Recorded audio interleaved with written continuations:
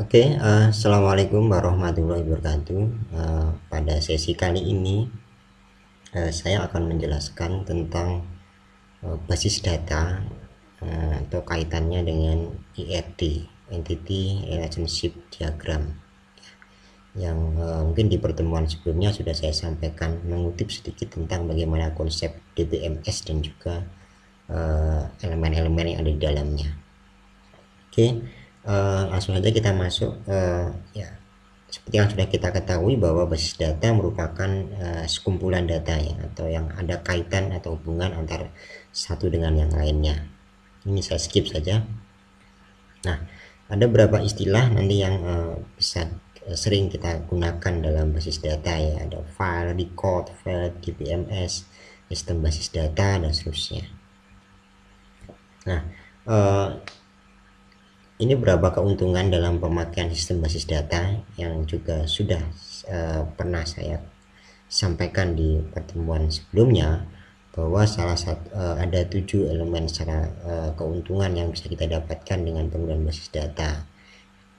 Ada mengurangi redundansi data, kemudian menghindarkan dari inkonsistensi data, integrasi data, kemudian data sharing atau dapat digunakan secara bersama-sama, kemudian memudahkan dalam melakukan standarisasi, kemudian ada jaminan keamanan dan ya menyeimbangkan kebutuhan ya berkaitan dengan prioritas data dan operasi dan juga operasional dari kegiatan, baik itu kegiatan retrieval data, kemudian penyimpanan, updating, dan seterusnya. Nah, ya, ini istilah DBMS ya, merupakan sekumpulan program yang memungkinkan pengguna database atau basis data untuk membuat atau memelihara basis data. Artinya bahwa kalau kita berbicara DBMS dalam konteks secara makro, secara umum, bahwa ini memungkinkan adanya tenaga atau DBMS administrator, dia dimungkinkan untuk dapat melakukan sebuah pengolahan manajemen data yang memang bisa dikontrol dalam satu sistem. Nah, contoh misal basis DBMS itu dapat berfungsi mendefinisikan, atau basis data itu dapat berfungsi mendefinisikan. Artinya bahwa merupakan tipe data yang sifatnya adalah seperti struktur, konstan, dan juga data yang dapat disimpan. Kemudian dapat juga membangun berkaitan dengan proses penyimpanan data dan juga penyimpanan media yang dapat dikontrol oleh DBMS itu sendiri. Kemudian dia juga dapat melakukan manipulasi yang kita sebut sebagai data manipulation. Salah satu kegiatannya adalah dapat melakukan fungsi query atau pengelompokan, pemisahan, dan penapisan data. Kemudian ada definisi data, ini tadi sudah ya. Kemudian sistem basis data itu sendiri adalah bahwa software yang memang digunakan untuk memanipulasi data. Contoh misal kalau kita lihat di bagian ini, basis data, di sini ada data dan ada DBMS. Nah, disinilah DBMS nanti berfungsi untuk dapat melakukan manipulasi dalam sebuah database itu sendiri. Oke, kita lihat ini merupakan bagian lingkungan sistem basis data. Nah, kalau kita lihat di sini lingkungan internalnya ini disebut sebagai database system. Kemudian lingkungan luarnya adalah user atau programmer atau sebagai seorang pengguna. Nah, kalau kita masuk ke dalam lingkungan kotak ini, database system, maka di sini adalah adanya application program. Nah, ini langsung dikontrol oleh programmer, di mana dia nanti dapat menggunakan atau melakukan kegiatan data manipulation atau query dan sebagainya. Nah, baru kemudian di sini ada lingkup kecil lagi, di situ disebut sebagai DBMS software. Nah, dalam DBMS software ini ada software proses query dan software to query program, ini nama ya. Jadi ada query di masing-masing prosesnya atau tahapannya. Kemudian baru nanti di sini ada storage database atau penyimpanan database. dan juga store database definition yang tempo lalu sudah saya sampaikan bahwa ini dapat berbentuk sebuah metadata atau informasi berkaitan dengan data itu sendiri. Nah, karakteristik basis data di sini kita lihat adalah secara fundamental basis data tidak hanya berisi data, tapi lengkap dengan definisi dari data itu sendiri. Nah, kalau kita lihat konsep basis data itu kan tidak hanya sekedar data yang tersimpan saja, namun di situ ada konteks bagaimana secara umum bahwa data itu kita mengenalnya adalah data berupa filenya, kemudian metadata yang di situ berupa informasi tentang data. Yang di dalamnya kalau kita lihat adanya ada struktur setiap file, tipe format penyimpanan, dan konstan dari database itu sendiri. Itu merupakan karakteristik dari basis data. Nah, kemudian dalam pemenuhan file ya, dalam proses pemrosesan file, maka data merupakan bagian dari aplikasi program. Sehingga kalau kita berbicara dalam proses konteks sistem informasi, maka basis data itu hal yang cukup fundamental yang tidak bisa kita lepaskan dari sistem informasi. Ambil contoh, kalau kita mau mengembangkan sistem informasi berbasis web based, maka kita menggunakan HTML ya. Sebagus apapun tampilan yang kita buat, perintah yang bagus, ketika memang database-nya atau memang struktur database, kemudian perintah pemanggilan dan juga sistem query yang kita tetapkan juga kurang baik, ya sistemnya pun juga tidak akan berjalan dengan optimal. Maka penting juga bagaimana database itu dapat terkoneksi dan juga terintegrasi dan memang secara spesifik dikonstruk atau dibangun dengan baik dan disesuaikan dengan kebutuhan sistem itu sendiri. Maka kalau kita lihat adalah program hanya dapat digunakan secara spesifik untuk satu basis data tertentu. Jadi memang basis data itu ya dirancang tentunya berdasarkan pada kebutuhan dari program sistem yang memang akan kita bangun. Banyak kadang-kadang kita temukan bahwa redundansi data itu disebabkan karena proses develop database yang memang kurang baik, dan kedua adalah struktur database itu hanya dikopas atau diambil dari sistem yang lain, kemudian dia satukan dengan sistem yang baru yang dibuat, sehingga terkadang ada beberapa slot yang dalam database itu memang harusnya tidak perlu digunakan gitu kan, tetap diadakan. Dan juga ada beberapa slot database itu yang tidak terkoneksi dengan perintah-perintah sistem itu sendiri, atau sebaliknya dan seterusnya. Artinya memang ya kita harus pastikan bahwa konstruksi database ya sesuai dengan kebutuhan dari sistem. Nah, kemudian dalam database ada istilah sharing data atau pemrosesan transaksi berbasis multi user. Artinya seperti yang sering saya sampaikan bahwa data sharing itu memungkinkan sejumlah user mengakses data secara bersama-sama. Artinya bahwa sehingga data yang diakses itu juga valid. Nah, namun kalau kita lihat di BMS ya harus menyediakan validitas currency control software ya, sehingga data yang diakses juga valid. Kemudian juga kalau itu nanti memang diakses berbasis internet, intranet, LAN atau sebagainya, maka kita harus pastikan security, keamanannya atau konstruksi enkripsinya juga harus baik gitu kan, sehingga sharing yang kita harapkan untuk membantu sebuah kegiatan itu juga harus memang memudahkan pengguna, dan data yang harusnya private juga tidak bisa diakses dengan mudah oleh eksternal. Kemudian pemakai basis data itu sendiri secara umum kita bagi menjadi dua ya. Pertama adalah orang-orang yang berperan langsung ya, yang dia memang ada kaitan langsung. Kemudian ada orang-orang yang di belakang layar yang dia sering kita kenal sebagai database administrator. Nah, ini ada yang langsung ya. Ada yang langsung itu ada DBA, database administrator, database designer, end user, dan juga sistem analis dan application program. Nah, ini tugas dari DBA, database administrator, itu ya salah satunya ini bertanggung jawab terhadap seluruh administrasi kegiatan sumber daya basis data ya, mulai dari mengatur otoritas akses data, memonitor penggunaan dan permintaan transfer of data.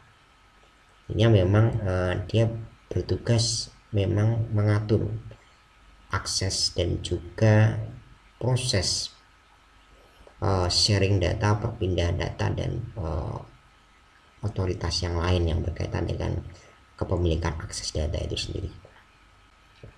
Kemudian database designer itu biasanya adalah orang yang awalnya memang merancang database itu sendiri. Tugasnya adalah mengidentifikasi data yang akan disimpan atau digunakan, kemudian memilih struktur yang sesuai dalam menyajikan atau menyimpan basis data. Dan juga biasanya ada tambahan berkaitan dengan dokumentasi atau semacam desain database secara umum ya. Intinya ya salah satunya adalah dia memang bagaimana melakukan desain awal database yang tadi saya sampaikan. Saya singgung juga bahwa bagaimana database ini nanti memang sesuai dengan kebutuhan dari sistem itu sendiri.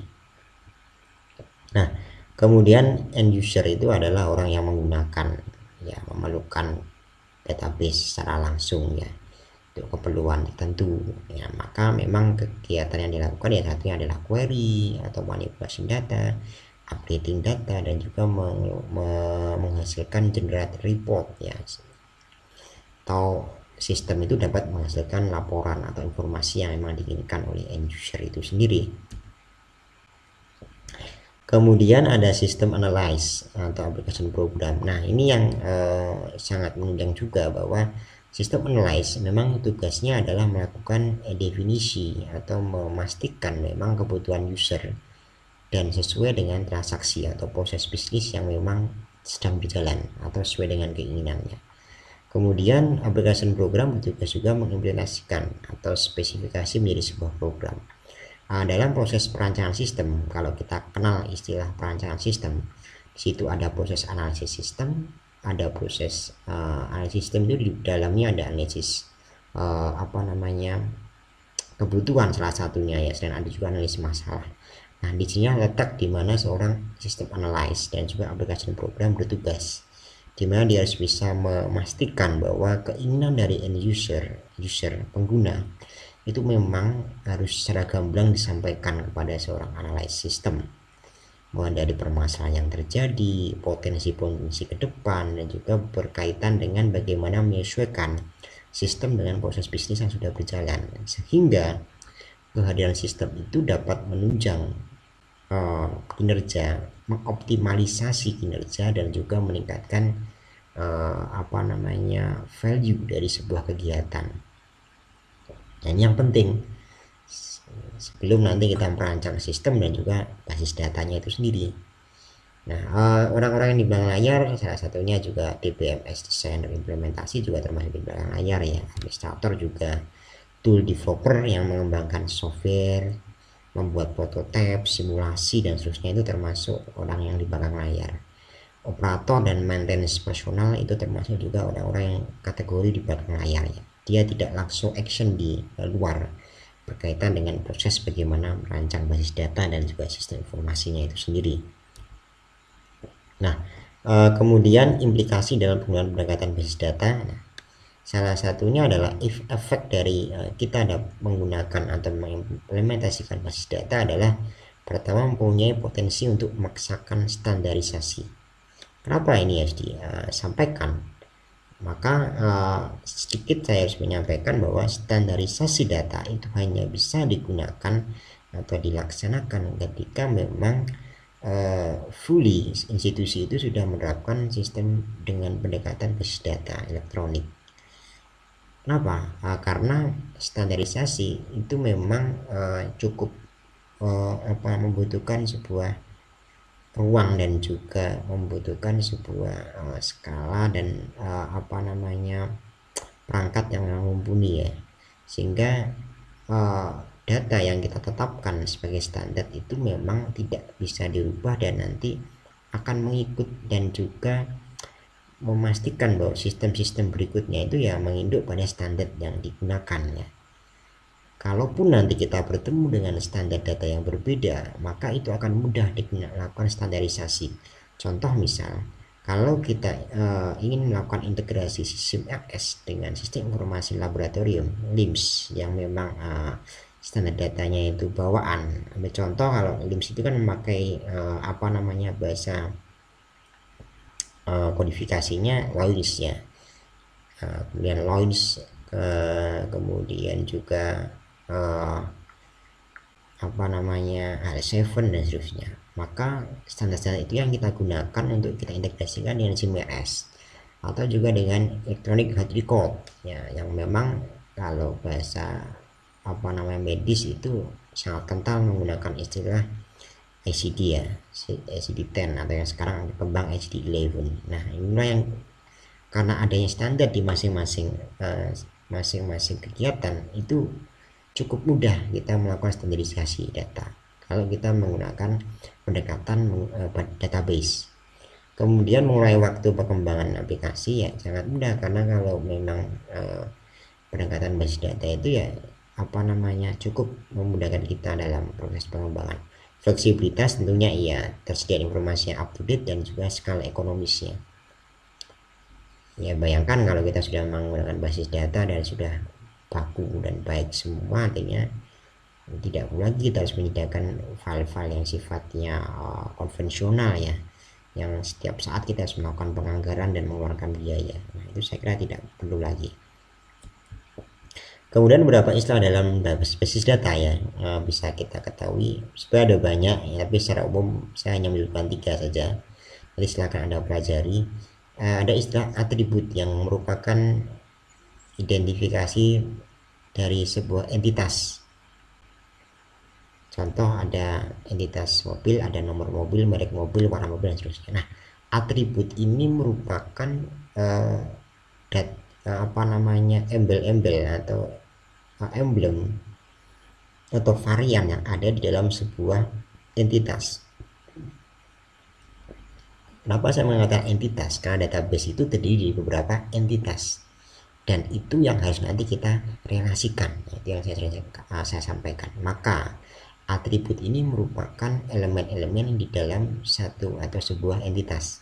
Contoh, kalau dalam sebuah satu entitas itu ada entitas misal rekam medis gitu kan, entitas rekam medis. Nah, di situ pasti ada nomor RM, ada nama pasien, kemudian ada alamat, kode diagnosis dan seterusnya. Itu yang kita sebut sebagai atribut.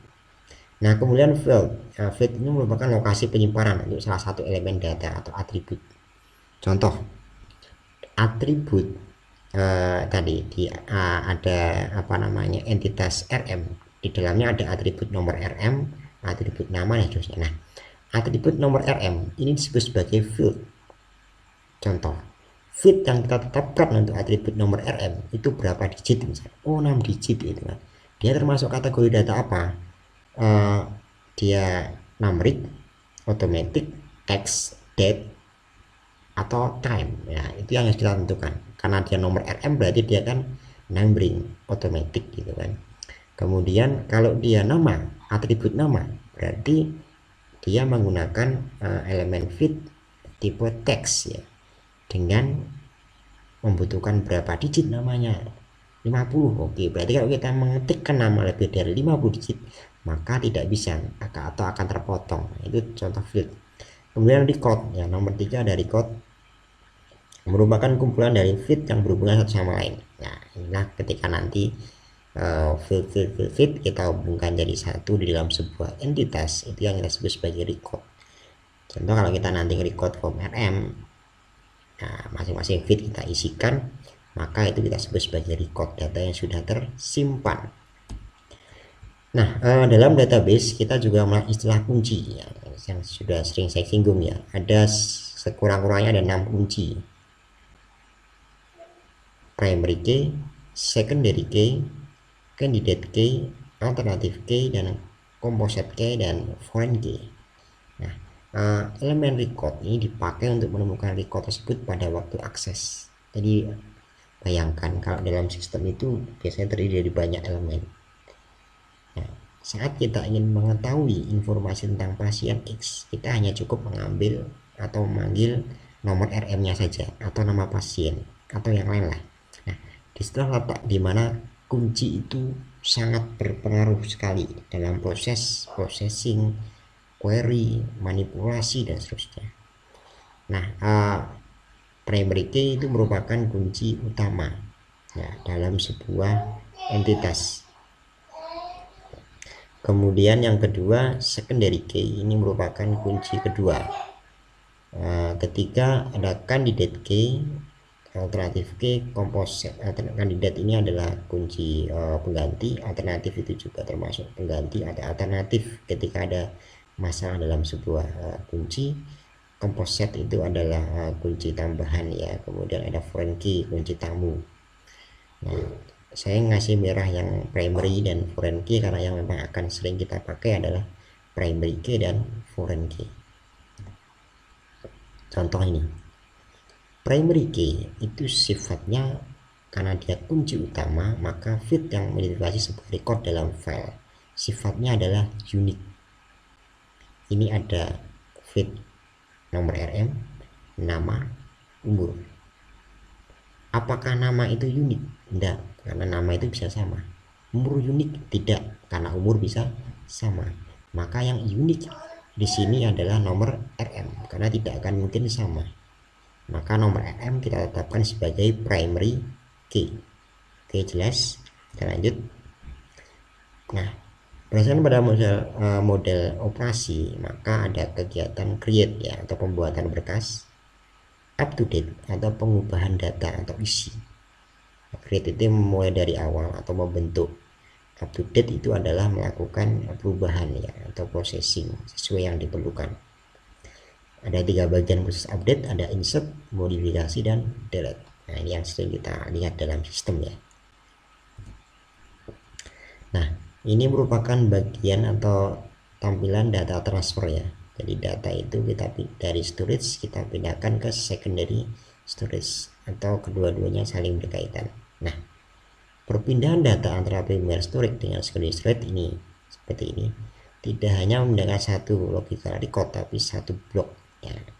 Pahamilah bahwa dalam database itu yang ditransfer adalah dalam konteks satu blok. Satu blok itu bisa lebih dari satu record. Satu blok itu ya isi banyak record data, atau yang kita sering blok itu disebut sebagai physical record ya, atau fisik recordnya. Misal data nama data pasien X gitu ya, satu blok itu yang akan dipindah ya, tidak hanya namanya saja atau nomor RM-nya saja, tapi satu blok itu semua akan masuk atau dalam konteks pindahan. Sehingga dalam konteks basis data, kalau Anda memanggil nomor RM-nya saudara X, maka semua basis data saudara X akan bisa Anda akses di situ. Kenapa? Karena yang Anda panggil adalah primary key-nya. Jadi kalau Anda logikanya bukan memindahkan satu logika record tapi satu blok. Kalau satu logika record, maka kalau Anda manggil nomor RM yang tampil hanya nomor RM saja. Nah, itu tidak disebut sebagai proses tidak bisa disebut sebagai proses kegiatan dalam sebuah database transfer. Nah, konsep dasar atau jenis file dalam database itu ada master file, transaction file, report file, log file, program file, dan text file. Saya memberikan tandanya dua, master file dan transaction file, karena dalam konteks kita melakukan IRD atau entity relationship diagram, maka sering kita hanya menggunakan istilah master file dan transaction file saja untuk membedakan mana file master, mana file transaksi atau operasional. Kemudian report file itu ya nanti berupa file laporan yang kita tampilkan dalam sistem. Log file itu adalah file kerja yang kita lakukan dalam sebuah sistem. Program file itu adalah aplikasinya yang kita jalankan ya, kalau kita menggunakan HTML ya nanti kita memakai program filenya, dan text file yang biasanya ada dalam sebuah sistem. Nah, itu lebih ke komponen eksternal atau teknis dalam operation sistem database itu sendiri. Nah, ini contoh master file. Nah, ini ada transaction file. Master file ini identik dengan data statis ya. Kemudian transaction file ini identik dengan data yang dapat mengupdate master file karena dia berjalan terus. Report file ini bisa tentang laporan, file temporary kerja, file sementara, file kerja dan seterusnya. Program file ini ya tentang apa namanya kegiatan processing data kayak misal high level language, whole level language dan seterusnya. Source code itu termasuk juga program file yang tadi saya singgung juga. Text file berisi alphanumeric dan graphic data. Nah, ini biasanya berasal dari program text editor. Ini contoh basis data. Kalau Anda perhatikan, kira-kira ini yang jadi primary key yang mana? Ya, primary key itu adalah student ID-nya, ya, karena dia tidak akan mungkin sama. Oke, ini contoh kamus data atau yang kita sebut sebagai data dictionary. Nah, ini ada nomor. Data dictionary itu adalah keterangan dari sebuah database atau satu field database, itu kita kasih keterangan. Itu kita sebut sebagai data dictionary. Ada field name, misal contoh field kode dokter. Nah, ini saya kasih contoh bintang, ini dia termasuk primary key. Tipenya number, fieldnya 50. Keterangannya dia adalah kode dokter. Nama dokter, tipenya teks, fieldnya 50, nama dokter. NIK, number, dan sebagainya. Jenis kelamin, tipenya date. Ini benar atau salah? Ya, ini salah ya. Jenis kelamin harus tipenya adalah text, not date ya. Kemudian alamat boleh teks ya. Jadi kita harus perhatikan juga bagaimana buat tipe. Jangan sampai ini salah ini. Jenis kelamin tipenya adalah date. Nah, ini harus kita sesuaikan. Nanti kalau Anda input date, maka akan bermasalah dalam sistem prosesnya. Contoh kamus data. Oh ya, satu keterangan dalam membuat satu field dalam basis data, Anda tidak boleh menggunakan spasi ya. Jadi setiap misalnya kode dokter ya, spasinya Anda ganti dengan underscore atau Anda tanpa spasi sama sekali. Nah, itu salah satu karakter dalam Anda mendesain sebuah database. Nah, kemudian ketika database sudah kita susun, maka kita baru membuat konsep IRD atau Entity Relationship Diagram. Di sini nanti kita akan mengetahui apakah database yang kita bangun itu atau kita construct itu tadi memang sudah sesuai dengan kebutuhan dan memang logikanya sudah benar. Karena kita bermain tentang proses algoritma pemrograman, itu kita membangun logika dalam sebuah sistem. Maka dalam sebuah database itu kita juga perlu membangun logika.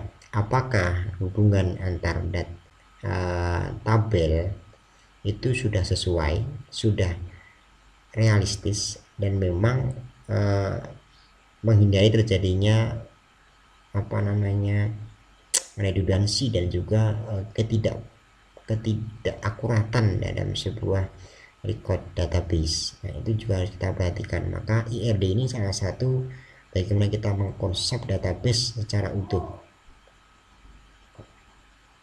Karena dengan IRD kita dapat memodelkan struktur data. Nah, ini kan, atau mencari hubungan antar data. Dan yang kedua adalah kita dapat mencoba menjawab pertanyaan. Contoh, data apa yang kita perlukan dan bagaimana data yang satu berhubungan dengan yang lain itu. Artinya gini, ketika IRD ternyata database-nya tidak bisa menjawab yang kita perlukan, maka ya IRD-nya harus kita revisi gitu kan. Database-nya harus kita revisi. Dan ketika antar database tidak bisa saling berhubungan, maka kita harus merevisi atau mengkosok ulang, karena database nanti akan berpotensi mempersulit kita dalam melakukan operation system. Maka IRD ini salah satu, saya sering menyebutnya sebagai mekanisme controlling ya, atau evaluasi dari database yang sudah kita buat sebelum nanti kita implementasikan. Nah, ini merupakan beberapa langkah membuat database. Pastikan Anda melakukan identifikasi yang jelas, atribut key-nya jelas, identifikasi yang sesuai, menentukan derajat oke, melengkapi kemampuan relasi, dan Anda coba cek kembali IRD-nya. Nah, perlu semacam finishing, agregasi, dan seterusnya. Nah, ini contoh bagaimana IRD itu diterapkan. Nah, ini saya ingin buat sistem informasi rekam medis contohnya. Di sini ada 6 tabel. tabel data pasien, data poli, data obat, data diagnosis, data dokter, dan tabel rekam medis. Nah, di masing-masing ini contoh saya di data pasien ini menetapkan primary key-nya adalah ID pasien, data poli primary key-nya kode poli, ini kode obat, kode diagnosis, kode dokter, dan ID pasien. Ini primary key. Primary key itu adalah kode yang paling unik yang ada dalam sebuah tabel. Dan di sini saya lihat mana yang tabel master, mana yang transaksi. Inilah tabel master. Ini tabel mana yang tabel master, mana yang transaksi ya. Ini yang kita sebut sebagai tabel master rekam medis.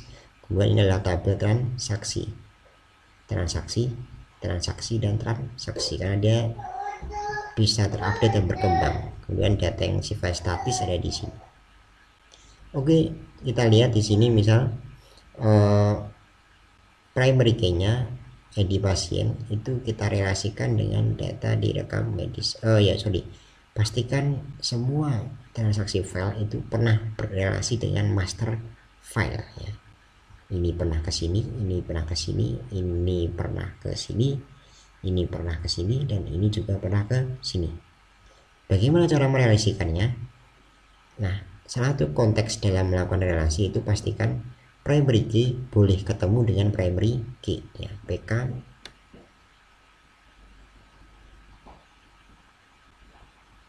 kemudian primary key boleh juga ketemu dengan foreign key ya. Foreign key itu yang dia ada di bawah-bawah ini foreign key ya, ini foreign key kunci tamu. Namun foreign key tidak boleh bertemu dengan foreign key ya. Maka di sini tidak ada namanya foreign key ketemu dengan foreign key ya. Jadi hanya ada dua kegiatan, primary dengan primary, kemungkinan kali. Kemudian primary dengan foreign key. Oke, kita lihat. ID pasien menghubungkan tabel data pasien dengan tabel RM itu dengan merelasikan ID pasien di sini dengan ID pasien di sini. Perhatikan bahwa yang kita hubungkan harus memiliki karakteristik data yang sama. Jangan ini ID pasien Anda hubungkan dengan nama pasien, nggak nyambung gitu kan. Yang sering kali salah itu adalah Anda asal hubungkan aja, nggak seperti itu. Jadi kalau di sini ID, Anda hubungannya juga dengan ID yang pasien. Jangan ID pasien dengan ID obat itu, nggak boleh, harus sama. Kemudian kode poli ketemu dengan kode poli. Ini struktur datanya dan tipe datanya sama. Kode obat ketemunya juga dengan kode obat. Kode dokter ini di tabel dokter ketemunya juga dengan kode dokter. Primary key kode diagnosis ketemunya juga dengan kode diagnosis yang kebetulan di sini jadi foreign key. Jadi itulah prinsip basis data. Anda tidak boleh hanya asal, Pak ini kalau kode dokter dihubungkan dengan kode obat boleh ya? Ya nggak boleh. Meskipun sama-sama primary, tapi dia memiliki struktur data yang berbeda. Ini kode dokter, ini kode obat, nggak mungkin nyambung gitu kan. Ya, kita sambungkan dengan yang sama. Nah, ini beberapa alat bantu yang kita bisa gunakan untuk melihat pemodelan data menggunakan atau melakukan pemodelan IRD. Ada Visio, Erwin, DB Design, Design, dan EL Studio, dan banyak yang lain lagi. Jadi ini nggak saklek ya, Anda bisa pilih sesuai dengan keinginan Anda. Kalau Anda ingin melakukan pemodelan data dengan berbasis pada IRD. Saya kira itu penjelasan tentang konsep basis data dan IRD pada sesi kali ini. Kurang lebihnya mohon maaf. Wassalamualaikum warahmatullahi wabarakatuh.